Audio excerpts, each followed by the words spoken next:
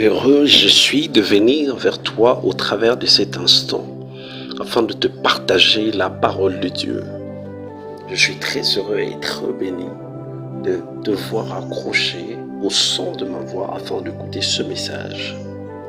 C'est pourquoi je vous dis tout ce que vous demandez dans la prière, croyez que vous l'avez reçu et ce sera à vous. Marc au chapitre 11, le verset 24, dans le nom puissant de notre Seigneur Jésus-Christ. Amen.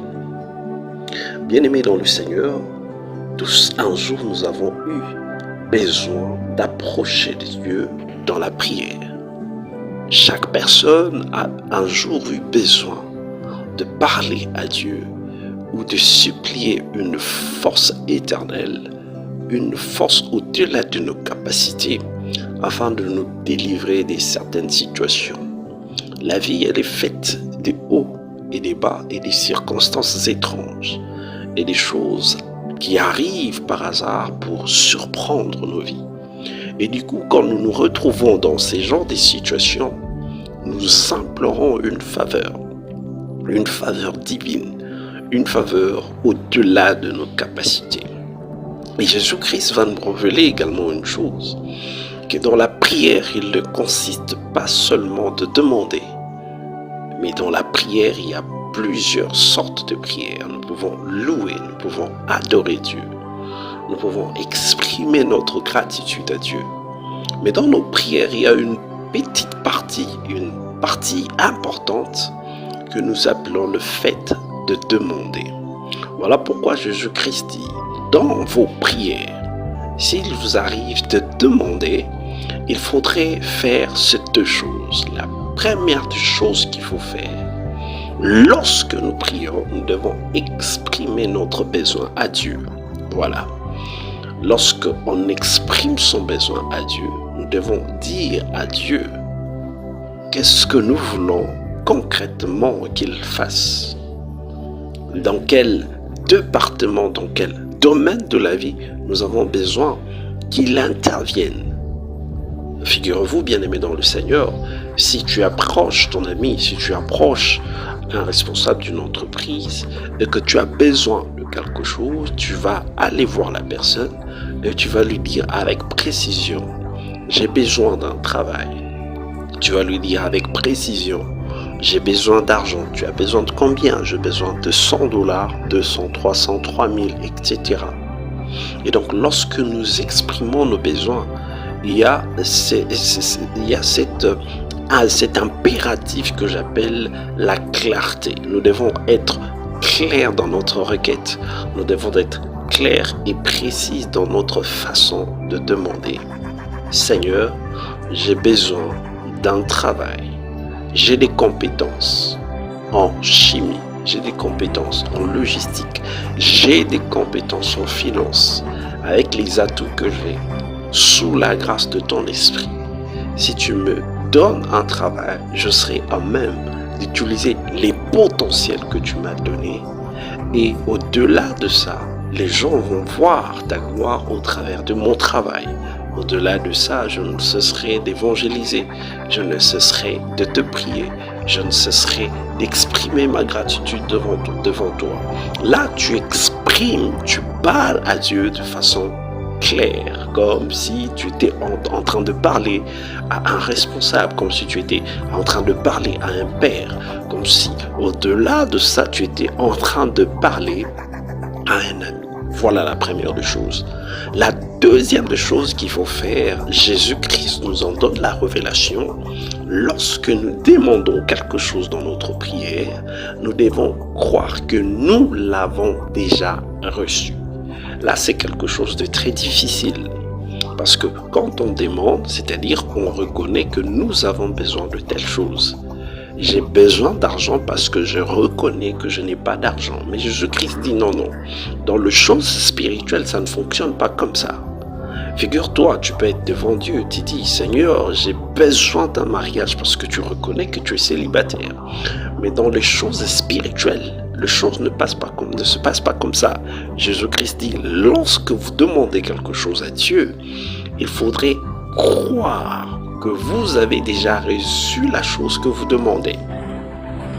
c'est quelque chose de très difficile parce que dans ta conscience, tu sais que tu as besoin de quelque chose. Tu sais que tu es en manque. Tu sais que tu es dans la faiblesse et que tu as besoin de la force. Mais maintenant, Jésus-Christ te dit non. Dans ta conscience, tu dois savoir, dans ton cœur, tu dois croire que la chose que tu as demandée, tu l'as déjà reçue. Oh, c'est là que les choses deviennent assez difficiles.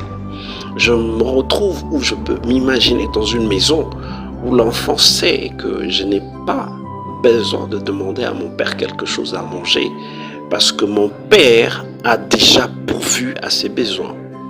L'enfant donc ne sera plus dans le stade de demander, mais sera dans le stade de dire juste un merci. Papa, merci pour la bouffe. Papa, merci pour le cadeau.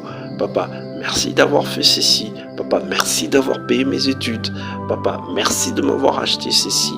L'enfant va sortir de façon inconsciente du stade de demander, mais va entrer dans l'inconscience. L'enfant entre dans le stade de gratitude, dans le stade de remerciement.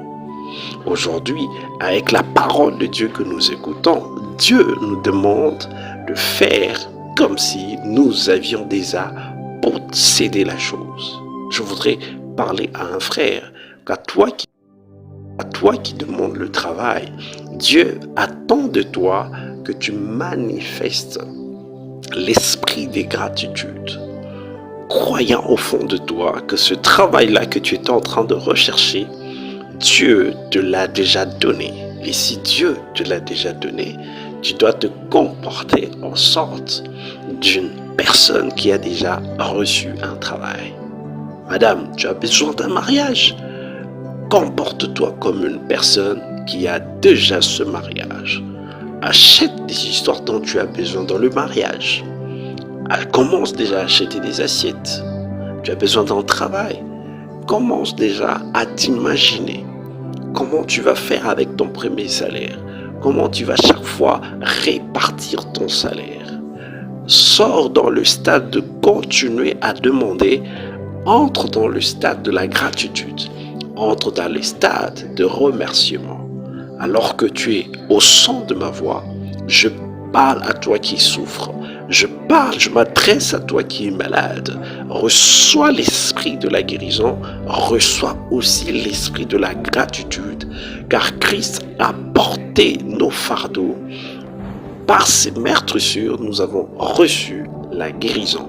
Confesse dans le nom de Jésus que je suis en bonne santé, que je suis guéri. À toi qui as péché, confesse dans le nom de Jésus que je suis pardonné, je suis purifié, je suis lavé. Dieu m'a béni de toutes les bénédictions spirituelles qui sont dans le lieu céleste. Seigneur, merci de me donner la sagesse, la capacité de bien gérer ce que tu m'as déjà donné. Je voudrais te dire, mon frère et ma sœur, tu n'es pas un fait du hasard. Avant que tu ne viennes sur la terre, il y a des choses que Dieu avait déjà préparées pour toi, qui sont dans le monde spirituel. Par Christ, Dieu nous les a déjà données. Je voudrais te dire par la foi que tu as déjà reçu ce que Dieu t'a donné. Maintenant, confesse et prends ce que Dieu t'a donné. Utilise ce que Dieu t'a donné, car en utilisant ce que Dieu t'a donné, tu vas tomber sur le plan matériel, sur le nombre des grandes richesses que Dieu avait mises à ta disposition.